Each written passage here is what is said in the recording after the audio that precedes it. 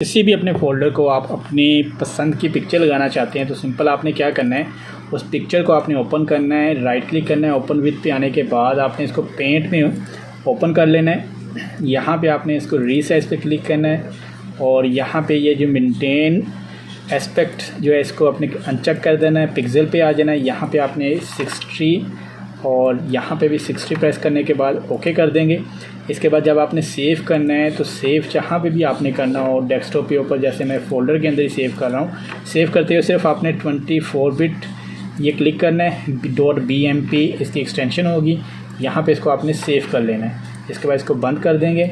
इसके बाद जिस पर फ़ोल्डर पे ऊपर आपने एक पिक्चर लगाना चाह रहे हैं उसके ऊपर राइट क्लिक करेंगे, प्रॉपर्टीज़ पे आपने आ जाना है, कस्टमाइज़ पे आएंगे, चेंज आइकन पे और ब्राउज़ करेंगे।